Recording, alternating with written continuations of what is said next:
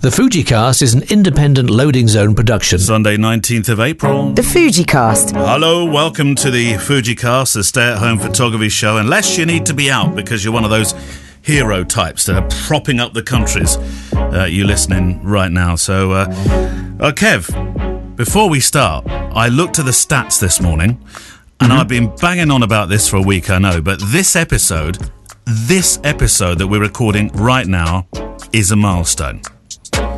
This is the big one. Well, one of the big ones till the next big one. This episode sees our 250,000th download. Ooh, quarter million. I know, it's amazing. It's not accounting for some of the stranger places you can download this, and places like YouTube and the occasional thing on Facebook. But in the traditional sense of places you can download, and what Apple and Google go by, this, Kev, is the 250,000th download episode. Quarter of a million sounds much better than 250,000. It does. I like that. That's the sound I do. Because I know it will be as well. Because yesterday, going by the numbers that we get for each show, I worked it out. I thought, yeah, it's going to be Sunday. It's going to be Sunday, and it is. It is. Today is that day. So cool. I thought we'd tie it in with that thing I posted the other day about where you listen, and of course take a couple of questions as well. No photo challenge today because it's a Sunday, but you need all the days you can get to join in with your Friday challenge, which was Sky at night. Because you set it, and certainly here in the UK, suddenly all the clouds came in, didn't they? Yeah.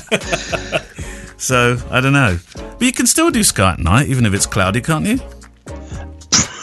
You can if you want. I can't imagine it's going to be great. Be the clouds at night. You could do some silhouette shots or stuff like that. Yeah. Oh, don't forget, this is a truly international affair as well, and it might well be raining here, but of course, in Merthyr Tydfil, on the other side of the world, could be glorious. David. Right. So should we go for some questions? Oh, Kev, you'll be choosing the winners, by the way, for last week, tomorrow, for the photo challenges, and we'll have Friday's Bar Nuts quiz answers, which, by the way, you were remarkably good in. Was I? Yeah, you were. You were incredibly good. I'm not going to say any more. We'll do that tomorrow. Anyway, questions from Maurice Cousins. Hi, chaps. Loving the new show. Well, new to me. I only started listening from just before the 1-year birthday. I'm a teacher in Manchester, so I'm at work some days on a rota. I still get to listen to you on a much more deserted drive-in than usual. There are the days where I still feel like I'm on a film set. We've been talking about photography of late in class, within the history of art lessons that I usually teach. One lad asked about the right approach photographers should use for work experience, since he'd sent out 30 emails, I assume he means, and received nothing particularly positive back. 17 were simply one-line no thank you emails, and then 13 didn't even reply. Any thoughts as to how to improve his chances? Well, it's funny actually, because I occasionally get those emails and letters from the local school here about work experience, and I actually spoke to my insurance company about it, and they said that your standard insurance does not cover work experience students, so you would have to take out extra insurance, and that was enough for me to just think, actually, you know what, it's too many hoops to jump through. As much as, because I remember I did work experience when I was back in the day during the war, and I was this was in the days when I wanted to be a journalist, a newspaper journalist. So I went to the South Wales Argus, and I did a week there, and they sent me off to do an article about there was an old kind of power station in Pontypool that was being decommissioned, and they were doing protests and all that kind of stuff. Right. And they sent me off with a driver who took me there, and I had to interview. I was only 15, I suppose. Yeah. I had to interview people, and I really didn't know what I was doing, but it was published, and I was very excited by it, and I'll never forget that. They were your words. Your words was your article. Yeah, I mean, it obviously went through an editor, but it was my article, and it had my byline. It said by Kevin Mullins, and I had that pinned to my wardrobe for years and years and years. Have you still got it by any chance? No. I did very similar to you, actually, because I wanted to work in newspapers, and I went to the Hertfordshire Mercury, and it was the only time, fortunately, that I've ever been to court, watching magistrates hand down punishments. And that was, I spent a day in court just doing court reporting. And then obviously the local news kind of Duck Crosses Road kind of stuff I was sent out on. Nothing particularly serious, but they covered some hard-hitting stuff as well. So it's a great way to start, but of course, that was with a much larger organisation. Yeah, actually, that you're saying that just reminds me that one of the other things I did on that week long was I had to go and cover a corporate espionage case in the courts in Cardiff. Wow. It wasn't a law court. It was like a industrial tribunal. It was an industrial tribunal. Yeah. And it was about this guy that had left one business and joined another business, and he'd stolen the designs of the stuff that they were putting on their pencils and their logos and all that kind of stuff. Right. It was the dullest day of my life. I just sat there thinking, is this do people get paid for sitting here and doing this stuff? Well, the answer is yes, they do. Yeah. But yeah, going back to it, I honestly, I wish it was easier. And I often, what are they going to do? If certainly for us, wedding photography, I mean, it's a little bit different now with the technology and everything we've got. But if somebody came to me in my studio for a week, they're just going to sit there and watch me edit, and there's not a lot for them to do, and I certainly wouldn't be able to take them up to weddings or anything. And well, imagine the insurance has changed then, because years ago when I had a studio, now Sam was working at the studio, and we had 2 other staff as well at the time when we were running the studio business, and so it felt easier to have people come and do work experience. But it wouldn't feel so. It would feel a bit odd actually now, because I think a lot of photographers work as they're lonesome selves, don't they? Yeah, it's sad. I mean, I would like to. I always reply though. I always write a nice letter back. Oh yeah, it's that important. Basically says no. I remember we had a work experience at last that came in, and we always, when we did have work experience in the studio, the job they got first of all was painting the Infinity Cove. So the white Infinity Cove. So we had one of those. So we said to her, right, there we are, pot of paint. We used to do it every 3 or 4 days. That thing must have been like an inch thick with paint, I think. So we gave her the paint, said, there we go, crack on. And nobody thought really to watch what was going on. And bless her heart, she painted herself into a corner. She started at the wrong end and went backwards towards the wall. And then all you heard was this faint, hello, hello. That's the kind of thing I do. That's what I do when I'm mopping the kitchen floor. I end up in the corner thinking, how do I get out of here? Well, it was about 6 meters. There was no way she was going to jump out. That was for sure. But no, I'd love to. I'd love to do it. But you're right. The insurance makes it tricky. And there's all sorts of, obviously, legal hoops with regard to safeguarding and things like that these days. I don't think were in place even, as much as they are now, a decade ago. So I think it's just become very, very difficult, which is a shame. But because it is one great way to learn. So I'd suggest maybe, Maurice, that's what's going on here. That it's not that people being belligerent or not helpful. It's that they've painted themselves into their own figurative corners, really. I guess so. Yeah. Anyway, good luck with that, though, Maurice. Paul Sherville. Hi, Kev. Neil from Perth. As far west as you can go in these parts. Kevin, I'm pretty sure you'd love it here. Have either of you ever been to Australia? Smile Have emoji. you ever been to Australia, Neil? Smile emoji. I think he was taking the mickey. Yeah. I'm not a full-time pro, but I do enjoy making shots of the seas on their particularly powerful surf-up days. I've got a friend of mine that lives out that way. I'm sure he spends he looks like he has the idyllic life. He spends his afternoons surfing and his morning in the gym, and then he does a hypnotic show. It's like, yeah. I've been using a Canon 5D, the original. Yes, it really is still working. Well, when I say working, probably not surprisingly, it's beginning to show some signs that it has seen better days, power issues, card corruptions, and so on. So I'm changing up at last. I'm going to go mirrorless. I'm looking at Fujifilm, so I know my money will travel further. 50 to 140 will be the lens, I know that much, but body-wise, will a good used XT3 cut the mustard to last the next decade, or shall I push the boat out and go with an XT4?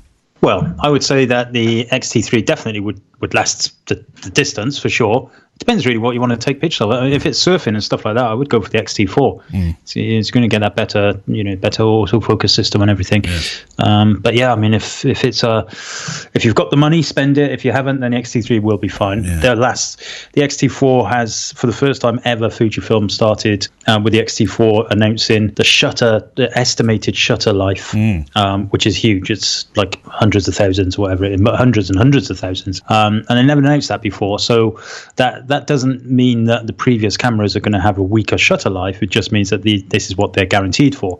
Yeah. I do think people sometimes forget that they still have a shutter life, these mirrorless cameras. I think some people think, mirrorless, no problem then. We're never going to have that sort of problem that you only get 150,000 shots till the camera's dead.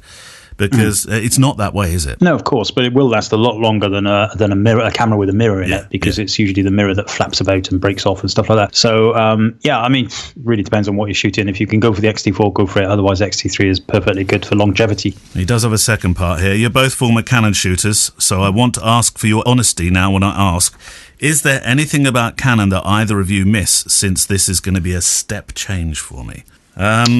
Well, if I do you want to answer that, or yes, you have to answer it. I will say that there are bits that I miss about the Canon. Yes, I think I do miss some grab shots. I'm absolutely sure of that, and it's probably the way I focus. And you've been telling me to back button focus for as long as I can remember. But I think my Canon was a bit slicker for stuff like that. But I don't think. And in studio as well, studio. I've not found the Fuji a particularly great studio camera for me. But then I don't do much studio work anymore. If you're chasing sort of fast families around a studio, still, I've not found it's been as easy to use. I don't know. Nothing for me, really. I would say, if anything, it's that very, I mentioned on the last program, that funny little macro lens that allowed you to do really, really, really, really, really close-up stuff. Yeah. And that 85 1.2, of course, is beautiful, but that's not too dissimilar to the 56 1.2 that we have. Yeah. Yeah, so I can't say. But then saying that, it's been, 10 years now since I really used one. The last 5D I had was an original 5D, and I had a 1D Mark IV, and they were great cameras, I have to say. And of course, I'm sure they've progressed eons since. So I can't compare apples and pears, really. No. But there's nothing really that I'll miss. And I think, looking at the kind of work you're going to be doing, Paul, then I would suggest actually this the sort of thing I'd feel extremely happy with a mirrorless for. Yeah, no worries at all. Good luck. Right, we asked last week where you listened to us, and I thought with a 250,000th download coming up, I thought we'd read through the list a little bit. Mullins popped up first of all, said, I listened to it live, but I'm not sure you count. Okay, fair enough. I'm listening to it live now. That's true. Leslie Burdett in my birthday suit in bed. Be careful, Leslie, because we can see out the other side. Did you not know that? It's a wonderful thing about Radioland. Llewellyn Annandale at my desk while doing mundane tasks. I don't download it. I grab it straight from the website. I wonder how many people listen to because we can't tell those sort of figures, can we? Well, I can look at the stats on the website, and I haven't done for ages. I don't even know if I've got analytics on it, I have to say. But yeah, more and more people are asking me questions about the website. So I will, on my to-do list, is to revamp the FujiCast website and make it a lot more engaging. Well, in what way? Well, more stuff. More stuff like recipes. Recipes. No. What I'm going to do, I want to do a video library. I want to do a book library. Yes. I want to have each of the episodes. I want to have far more interactive content. It's hard on the daily podcast, of course, because it's a time thing. Yeah. But when we go back to normality, which I think should be, I reckon tomorrow might be back to normal. We will concentrate more on the website. Definitely. Yeah, Raoul Summers, waking up with the show, having the telephone under my cushion to reduce the sound, or walking the dog on the 5K walk every single morning. A lot of people listen to the show while they're walking their dog. And why does he want to reduce the sound, I wonder? I don't suppose you can wake everybody up by listening to it. You can still hear it. I wonder, does Raoul, on your phone, if you just look to the side of your phone, pick it up now. Go on, Raoul, get your phone. Pick it up. On the side, there's a thing, it's called volume. Volume. Got an up and a down. Yeah, but also dampening the sound slightly so it's not quite as toppy or something, perhaps. I don't know. Few people said they go for Fuji walks. I heard that yesterday for the first time from Ali, and I've heard it again a few other times as well. Finn Mooney, usually when I'm working at my home office in the garden, I use noise-cancelling headphones to cut out distracting environmental noise, and the audio is top-notch. I'd be interested to see a BTS on the gear and the setup. I have been thinking about doing behind the scenes. I really wanted to do one with both of us being here, so it seemed a bit odd just to do it on my own, really. So maybe that's something we should do when we're all allowed to go and play again. Yeah, we can do that. That'll be interesting. I just had an email from Finn Moody, funny enough. Did you? There we go. There's a little message from him too. Jeremy Baker, in this mad new world, which for me is busier and more intense than before, it's been whilst doing other home-related things. Garage tidying, bike cleaning, occasional dog walking. Camilla Lee, on my morning walk. Nicola Osborne Alton, around about 11 o'clock when I finally get motivated to take the dog out. We've done a lot for dog walking, you know. I think probably the pandemic's done more. But I feel we've had our own little sort of hand in that as well. Emily Renier, friend of the show, definitely. She says she listens while doing keepy uppies. Did you see that she managed? She saw, I think it was about 40 or 50 keepy uppies or something. I did. Murray did about 100 though, didn't he? I know. No, he stitched it together. yeah. The ball was on a string. Yeah, that's right. Invisible string wrapped around his foot. Michael, no, he did do 100, I think, didn't he? 100, maybe more. He was very good, actually. A combination, Michael Beecham says. For me, I'll quite often listen during the day as I'm working. Recently, there was a break from my Audible book. I'll listen to the show in bed, last thing at night before I turn the light off. In a sense, I go to bed with Neil and Kevin every single night. Careful. Don't be rude. Janet Broughton, sometimes I'll listen while I crochet, sometimes in the bath. Maybe doing crochet in the bath, I don't know.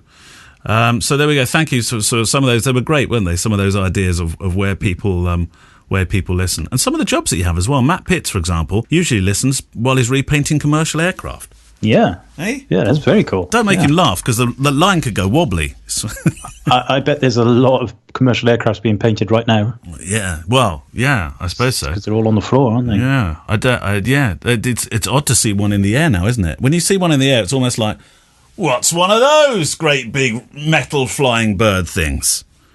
Well, there we go. So thank you very much for joining in with that. On Tuesday, by the way, we're going to do a non-tech Tuesday. I'm going to put a question up today, so it'll be there by the time you hear this podcast. But we were going to do a free-for-all, ask us anything, but not tech. Be as creative as you like, with some context. We're going to do that on Tuesday, aren't we, Kev? Yep. Right, Leslie Jackson. Hi, Kev. Hi, Neil. First of all, bone to pick with you. Uh-oh. I'm buying books again. Not that I'm complaining, but I was trying to spend less now, not more. That's Kevin's fault. And Neil, I managed to get hold of a used 56mm because you seem to love it so much and have talked about it with a passion. Perfect lens, but perhaps you could have a warning jingle before you both talk about stuff that I'll be tempted to buy in future. Maybe. Anyway, question. I'd like to try some low-light, moody portraits, and you both talk about a small light that you use. Which one is it? That's easy. Oh, that'll be the Elinchrom Lumimuse. Lumimuse, yeah. Lumimuse. There's a 6 bulb, isn't it? The one I've... Yeah, I use a 6 bulb, but there is a bigger one and there is a smaller one. Does it go 6, 8, 10 or 6, 8, 12 or something? I can't... No, I think it's 3, 6, 9. Is it? I think. Oh, it might be 3, 6, 12. It's definitely 3, 6. And the smaller one is probably not going to be strong enough. So 6 is good. Yeah. Any tips on using it? Was next question. I'd suggest, Leslie, don't drop it. They break rather easily if they're dropped onto a hard stone floor, as I found out. Mine hasn't broken. Yeah, I would. The good thing about it is you can hold it in one hand whilst holding the camera in the other hand, depending on your camera, of course. Yeah. So you can really direct it. You can put it on the hot shoe, but you probably don't want to be doing that for portraits. So yeah, just direct it with your one hand. If you're right-handed, you've got the camera in your right hand and the light in the left hand. You can use it as an up lighter, a down lighter, a Rembrandt lighter, a straight-on lighter. Cigarette lighter, whatever you want lighter. Yeah, very versatile. But they do have 3 levels of power, don't they? You've got is it 3 levels? Yeah, it's 3 levels, and I think they're brilliant. I usually, when I'm doing any wedding portraits at night time, I usually get a rather drunk usher to come and be the lighting stand, and he holds it pointing back. I did some portraits outside the Gherkin. Using this, and it worked really, really nicely. It was fantastic as the light was going down. So it is really cool, really light. Versatile light for that. Yeah. Right, final question. Ali Stewart Ross, Kevin, please could you share your recipe for the vegan burger? Ooh, talking of gherkins. Oh, that was a good link. Look at that. We don't just throw this stuff together, it just accidentally happens. What do you put into your vegan... No, he doesn't put one of those in. What do you put into your vegan burger? Well, I feel like me and Ali have got some kind of thing going on because she sent me her recipe for her vegan lasagna the other day. Did she? Which I've yet to do, yeah. But it's so the burger it's basically sweet potatoes, lots of kind of different spices. So you want one large sweet potato, an onion, some rice, brown rice preferably, Right. a little bit of breadcrumbs. What, rice salt. in the burger? What? Yeah, I'll Really? explain. It's like some salt, pepper, cumin, Yeah. garlic, paprika, basically a little bit of taste from those things. You want a little bit of plain flour to bring it all together. Best thing to do is chop up the sweet potatoes into teeny weeny little bits and roast them first, probably for about half an hour or so. Then get everything else, including the rice, a tin of black beans, if you can find them. They're hard to find these days. Yeah. Throw them all into a blender, blend them right up into a mixture, like really, really pasty type thing. This is what makes the patty. Correct. Yeah. And then you, in a hot pan, you turn them into little circles. We've got some of those little, I don't know what they call them, like little metal rings, that I think they're for pancakes, but I fill those up, put them in the pan, 3 minutes each side if it's thin enough, and that's it. And typically I will then pop them in the oven with the cheese on the top, and then garnish it with some red onions, some gherkins. Cheese? Is it vegan cheese? Vegetarian, vegan cheese, whatever you want. Although I have said that I've weakened on the cheese front. I know. Bit of lettuce and some burger buns. Very nice. I like to have my burger buns. I beg your pardon? My burger buns slightly toasted. Yeah. And that's it, really. Yeah, it's pretty straightforward. So don't forget the key thing is to cook the sweet potatoes first for about half an hour. Get them nice and the smaller you cut them up, the better, because they'll cook quicker and they're all going in a blender in the end anyway. Chuck the rice in, chuck the black beans in, all of your flavorings, pepper, cumin, paprika, a little bit of plain flour, not too much. That's to hold it all together, and then throw it in the pan. Sounds lovely. Albie didn't like it though, did he? Albie didn't like it. No, he didn't have it, but everybody else had it. One thing I have tried a little bit of. I've been trying a little bit more vegan. How can I say this delicately? I do find though with the plant-based diet, I'm having a bit more of an issue. Do you find that? I wondered what that smell was coming out of my microphone. Emanating. Yeah. It's good. It's just healthy. It's just healthy eating. I hate that word vegan, but just healthy eating. Yeah. Healthy eating and loads of alcohol. That's my diet. I think one is possibly interrupting the other one. Right, that's it for another day. We will see you tomorrow. Do not forget that we're going to be marking up those winners in the daily photo challenges from last week. Kevin will have a new one for new 5 for this week coming up, and also have the answers that you did very well with the Friday Bar Nuts quiz, and also for Non-Tech Tuesday. Simply because it alliterates, then we would like you to send us anything, any questions, anything you can think of. Do we promise to answer it? Yeah, no holds barred. Do we reserve the right to not answer some of them? I'm not sure we'll be able to answer all of them. That's the problem. Yes, maybe we'll run out of time, conveniently. No, we'll try and answer every single one. And I tell you what, we should collect them. And then, that thing that we were planning on doing before the world shut its doors, we were going to do a lot more little YouTube pieces, like when we had lots of questions. We were going to use the YouTube channel to answer some of them, weren't we? So maybe that could be the perfect place. See you tomorrow, Kev. Bye-bye. The FujiCast is an independent Loading Zone production. Email the show with your questions and words of wisdom to click@fujicast.co.uk. Email any complaints and political nonsense to our wives, who will deal with your comments in their own good time and in their own good way.